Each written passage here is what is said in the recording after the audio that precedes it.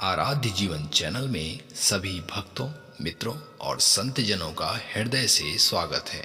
मित्रों, संसार मूर्खों से भरा हुआ है। मूर्ख वे नहीं जो कुछ नहीं जानते, बल्कि वो हैं जो जानबूझकर वही काम करते हैं जो जीवन के लिए वर्जित है और जिससे जीवन नष्ट हो रहा है।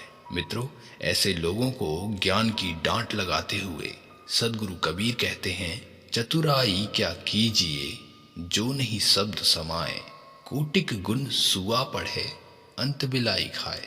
अर्थात वे लोग जो गुरु की शिक्षा को अपने सांसारिक स्वार्थ के लिए उपयोग करते हैं, तो ऐसे लोग न केवल गुरु के ज्ञान का अपमान करते हैं, बल्कि इस भ्रम में हैं कि हम बड़े ज्ञानी हैं। ऐसा सोचकर वे अपना जीवन ही नष्ट कर लेते हैं। सदगुरु ने इस दोहे में इतना सुंदर संकेत दिया है कि जिन लोगों ने ज्ञान के 4 अक्षरों को अपना धंधा बना लिया, वे अपने आप को संसार के सबसे बड़े ज्ञानी मानते हैं। और जब हजारों लोग उनके पाखंडी ज्ञान को सुनने आते हैं, तो फिर तो उनके भीतर अहंकार और ईर्ष्या का विशाल पहाड़ बन जाता है। यही तो जीवन के बंधन का मुख्य कारण है। हर जन्म का एक ही कारण है कि मन अहंकार और ईर्ष्या से बंधा है। मित्रों, सदगुरु कहते हैं कि अधूरा ज्ञान ही विनाश का कारण है। जो व्यक्ति सत्य ज्ञान का व्यापार करते हैं, उन्हें सिर्फ शब्दों का व्यापारी कहा जाता है। जैसे व्यापारी किसी सामान को खरीदता है और अपनी इच्छा अनुसार उसे बेच देता है, ठीक इसी प्रकार ये ज्ञानी कहलाने वाले शब्दों के व्यापारी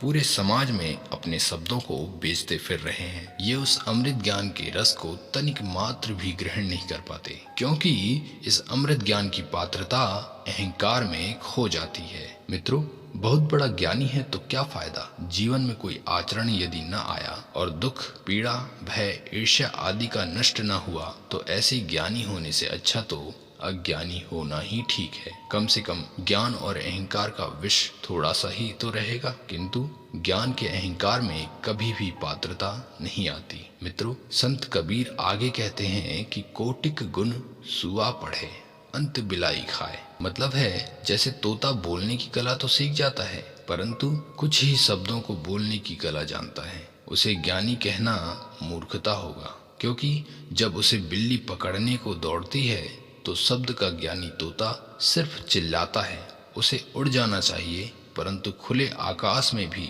उसे उस शब्द के जाल ने उड़ने ही नहीं दिया। फिर वह अपनी रक्षा कैसे कर सकता है?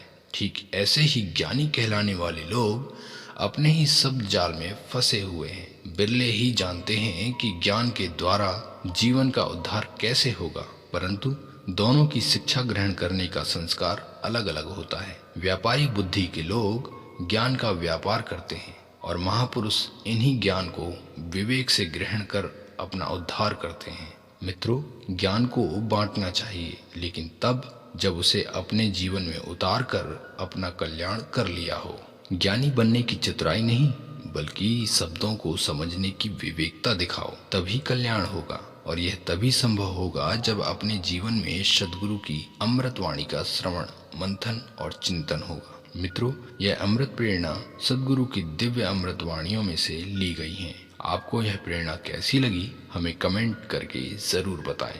सद्गुरु की ऐसे ही दिव्य अमृत वाणियों के अध्ययन के लिए ऐसे ही चैनलों से जुड़े रहें। मित्रों, पता नहीं जीवन में किस क्षण ज्ञान का दिया जल जाए और अज्ञान का अंधेरा मिट जाए। मित्रों, अहंकार का विष यदि जीवन से निकल जाए, तो सद्गुरु की कृपा शीघ्र अति शीघ्र हो जाएगी। अतः इसके लिए अमृत वाणियां बेहद जरूरी हैं। नित्य ही इनका अध्ययन करें। आपका जीवन सद्गुरु की कृपा से अमृतमय बना रहे। इन्हीं शुभ मंगल कामनाओं के साथ हमें आज्ञा दें। सदा स्वस्थ रहें, मस्त रहें और सद्गुरु की सेवा में व्यस्त रहें। इसी के साथ धन्यवाद। जय हिंद, वंदे मातरम।